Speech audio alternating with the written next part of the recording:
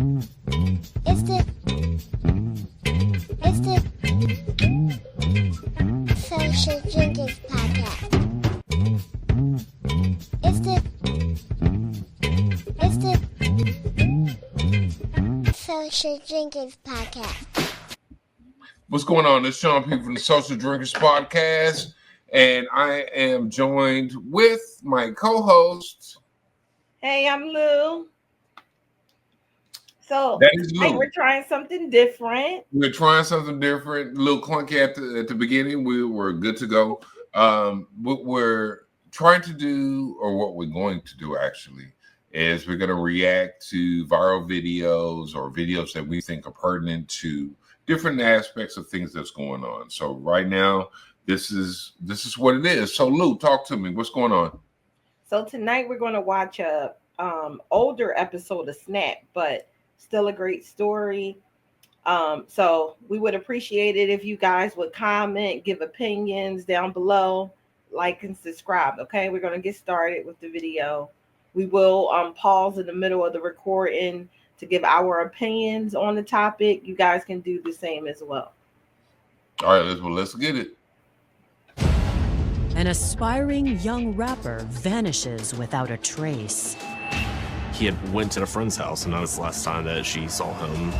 I was posting on Facebook and telling everybody that my brother was missing. His criminal record makes police think he may have been running from his problems. She said he had put a gun to her 9-month pregnant belly. But when an informant comes forward, the case takes a different turn. I asked him, what can you tell me? And it was an information bomb. He's been shot 4 times. At least one of those shots was in the back.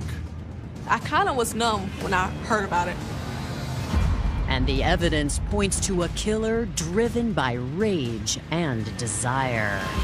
She had been texting him about where was he and who was he with. Her rage was building over the course of those hours. Oh, Sean. I think What's going on?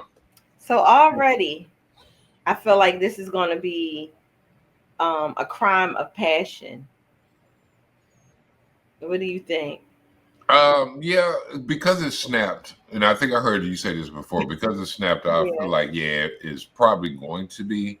But I guess that begs the question: when is it? I'm not gonna say okay, because if you snap, all logic and reasoning is out the window. But at what point do we have to take it upon ourselves to think clearly, force ourselves to think clearly about stuff? So I haven't watched the whole video, so I'm not exactly sure how this is going to turn out. But there may be a possibility that he did something to trigger her, or maybe she's crazy. She might be crazy as a motherfucker. I don't know. Right. So are you snapping because you're cray-cray, or are you snapping because you've been pushed to a certain limit? Because I think those things matter. But let's watch a little more, and we'll get back to that. All right. Let's see what's going on. All right. thing just kind of broke inside her mind. She killed him, disposed of him, and then helped everybody look for his body. That's just next level evil. Wait a minute. Okay, so you have an issue already. Well, they gave us the answer. Wait a minute. She killed him? Well, they didn't say she, but I watched Snap, like you said. I watched. He's more than likely she her. did it. The question is why. But disposing of the body and helping the family look for it is insane. Yeah, it's kind of on the lesser level. I guess it's kind of like when somebody steals something from you, and they in a house. They help you look for it. Yeah. But on a whole completely different trifling level. Okay. Let's see. It's December 22nd, 2021 in Columbia, South Carolina. While most residents are getting ready for Christmas, 29-year-old Taylor Wardlaw is on the phone to police about her missing boyfriend, Terrell Sims. We got the call from Taylor Wardlaw that So I thought Terrell it had was gone 2 men missing. at first. I had to look again. You say what? I thought it was 2 men at first. I had to look No. again. No, she got that little short. No, I'm gonna leave that Okay. alone. Listen, when I take this off, I'm not She said judging. that he had last been seen 2 days prior at her house, where they lived together. Taylor says she's just now calling because she initially wasn't worried. Terrell often leaves with his friends for days at a time. He had gone back home from a friend's house. Taylor said that Terrell left around, 6 or 7 in the morning, and she says that's the last time that she saw him. Taylor says that their relationship is not perfect, but they're in love and they I see it now. don't really have problems. Taylor suggested that Terrell kind of lived by his own rules. So for him to be gone for one day wouldn't necessarily cause too much alarm with her. So let me ask you this. Mm-hmm. So you feel like the way she looked has anything to do with it? She may be a little bit more. No, I genuinely thought it was 2 guys at first. Okay, so I'm just. I need to update my glasses, so I'm sorry about that. No, but I really did, and also I wanted to say we are lighthearted, so we may joke. When I said insane, we laugh. It is not to be insensitive to anybody's family. Losing loved ones are hard. I don't want anybody to be murdered. This is one of my, my favorite shows, but I kind of like to see who did it and why, but I want everybody to know that I am sensitive on the matter at hand. Absolutely. All right, let's get it. The unusual part is that he wasn't contacting anybody. He wasn't answering the phone. Now she's afraid something might be wrong. You could tell that she seemed to be in distress, worried. Missing person reports are considered high priority. The Special Victims Unit investigators began looking into the case. At the initial start of a missing persons investigation, our Special Victims Unit would check hospitals. We'll start talking with their friends, what kind of history they have, anything that gives us a pattern of life or background into who they are. And so this is my issue with, and not necessarily issue, that might not be the right word. Mm-hmm. If you're going to kill your spouse or your significant other, you're going to be the first person they come and check out. Right. Yeah. They're going to want to know what it is that you're doing or what type of relationship that you have. So if that's something you choose to do, you better have your ducks in a row. So right. But what kills me about this show, everybody thinks that they're smarter than the law. Everybody thinks that they're going to get away with it, you know? Yeah. So do you think sometimes that they feel like they've researched enough? Because I've seen episodes where they talk about how people, they seize their laptops or their devices and they see that they searched how to get rid of a body and all that stuff. Right. Do you think there are people that actually haven't done that and got, I mean, when I say people, I mean a lot of people have gotten away with that? I don't think it has anything to do with that. I think most of the time people that get away with things are people with money to make it go away. Got it. On some Illuminati stuff. What's so wrong with you, though? I believe what made Taylor snap is when she realized she couldn't have no more control over him. She had nothing to keep him there. He started to work for himself. Before he wasn't. She knew that she no longer had control over him, and he didn't want to be there no more. You had nothing to keep him there. And I believe that's what made her snap, that she was about to lose him, and he wasn't going to be there no more. Terrell wasn't going to be there no more. Terrell was going to move on like he normally does. I feel like if a person don't want to be with you anymore, you don't take their life. You let them go. Yeah. And I feel like if it was meant for y'all to be together, he'll come back. But you don't get to be with somebody else yourself and then take his life. It was So let me ask you a question. Have you ever been in a position where, not to this is an extreme, but you want to be with a person and you're having a really hard time being apart from them after y'all break up?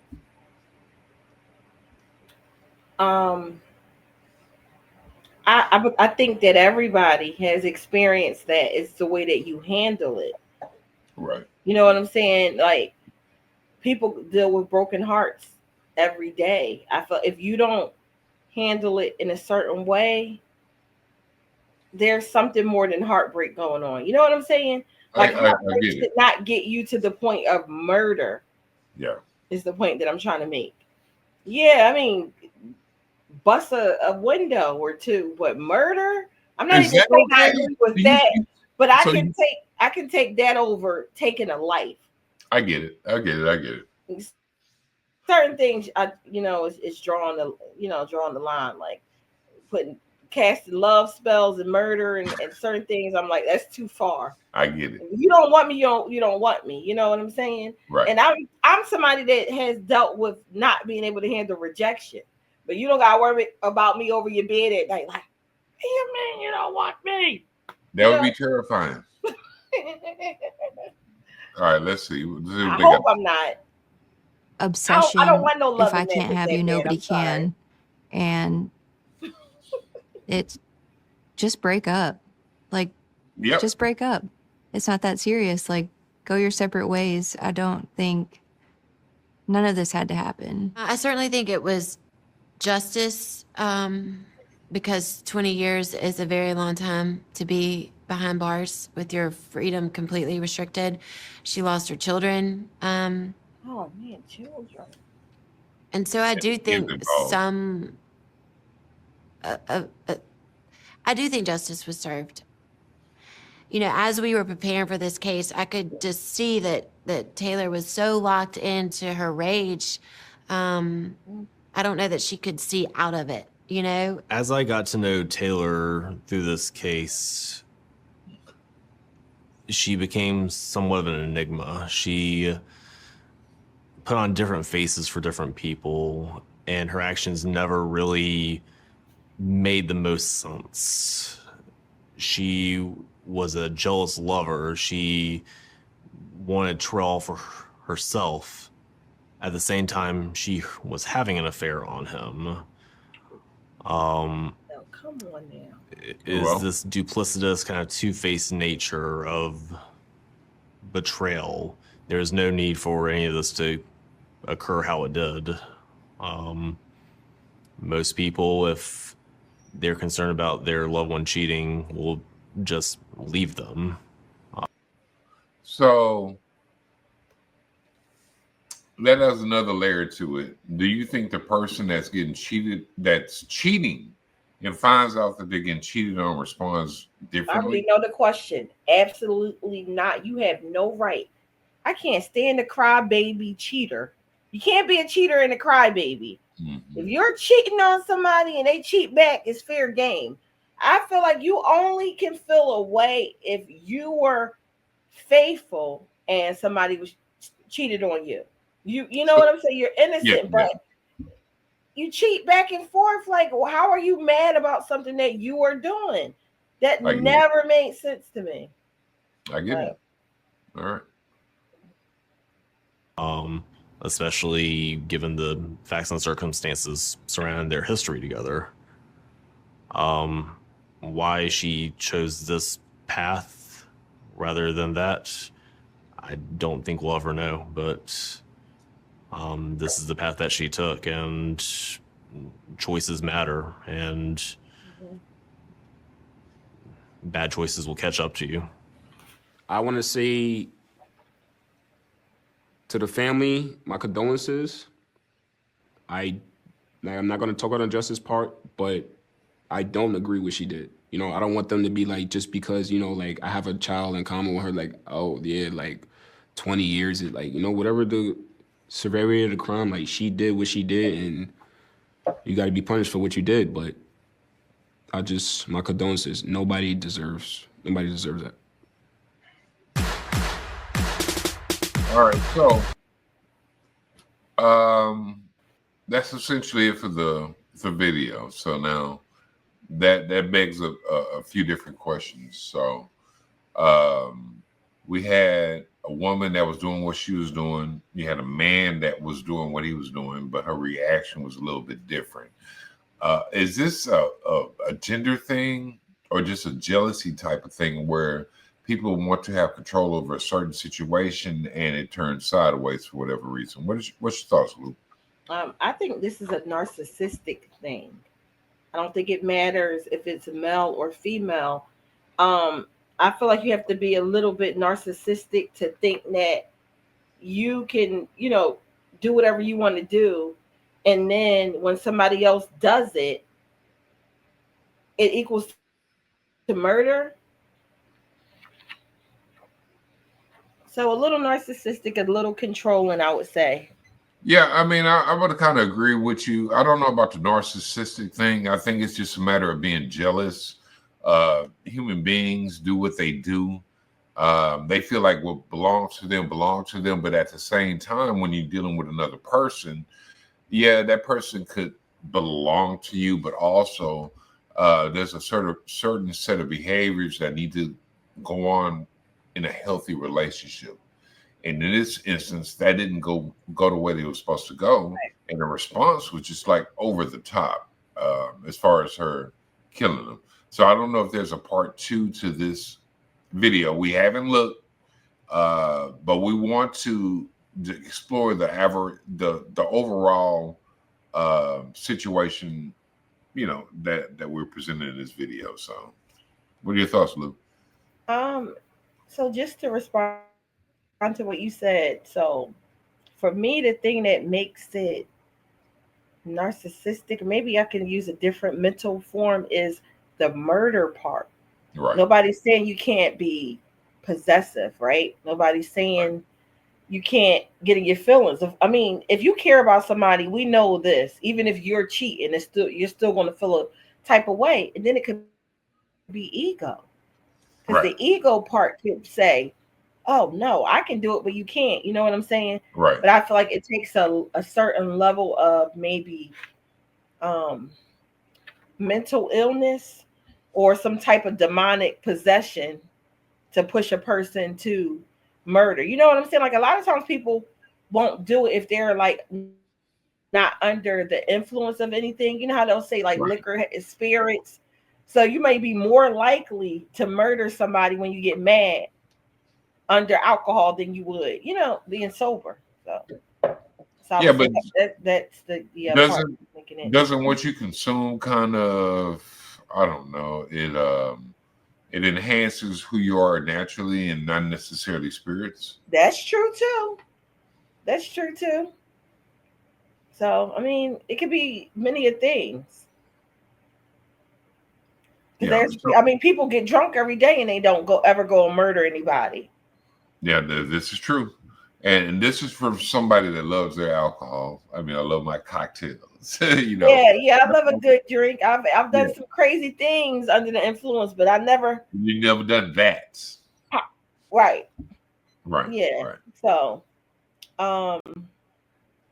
the other thing that I would say is get to know people. I feel like it's warning signs, when you start dating people are good with putting the mask on, but I feel like at the same time, there's always red flags. So pay attention, because I think in the beginning of the video, they said something about he put a gun to her stomach. When she was 9 months pregnant or something like that. So who's to say now? We don't know. Was it an abusive relationship? Yeah, so we don't know. Need to get more of the story. Right. So it's not so much what they presented. It's a whole lot going on. There's layers to it. So we need to, look into some of those layers and see. All right. Okay. Well, do you have anything else to talk about? Or do you have anything else to say about the video? No, this is it. I had a little things that have me a little under the influence as well. So this is going to be one of those episodes. We wanted to try out something new, figured it'd be fun. Yeah. So comment down below. This is short. We're trying it out. Let us know what y'all think. And until next time. So, until next time, and what you're seeing right now is just the beginning. We're going to get better. And so until next time, peace. Peace. It's the Social Drinkers Podcast.